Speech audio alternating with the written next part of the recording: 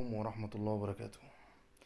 بصوا يا جماعة، أداء الأهلي احنا بنتكلموا فيه وبنقوله أداء الأهلي. يا جماعة، أداء الأهلي يعتبر الأهلي امبارح لعب من أحسن المطوشة اللي لعبها في الفترة الأخيرة في الكام ماتش الأخرى دولت.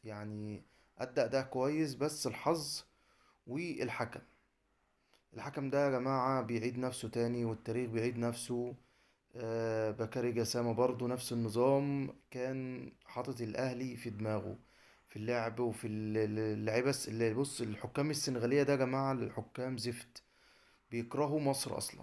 هم بيكرهوا مصر قبل كده برضو في الأهلي، وقبل كده في الزمالك.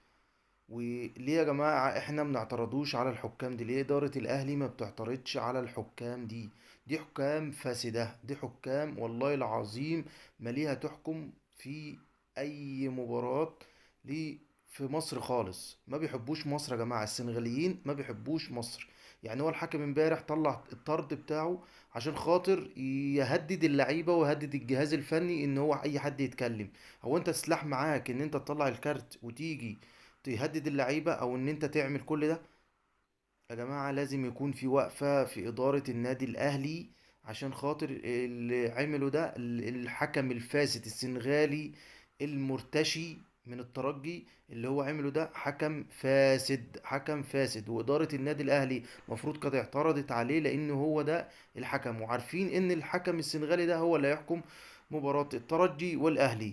ليه يا جماعة إدارة النادي الأهلي متساهلة في كل حاجة؟ إدارة النادي الأهلي تحس ان هي كده ايه، خلاص شبعت بطولات. ما بيدورش بقى على الاهلي يعمله على اللعيبه يا جماعه امبارح ضرب عين عينك لتريزيجيه، لبن شرقي، لزيزو.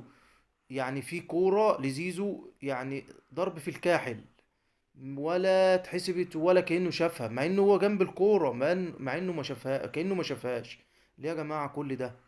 هو كان ما بيصدق اي كوره للنادي الاهلي او اي احتكاك للنادي الاهلي مع بتوع الترجي، يرفع الانذار ويطلع الانذار. لو هين عليه ان هو يطلع الكارت الاحمر هيطلعه.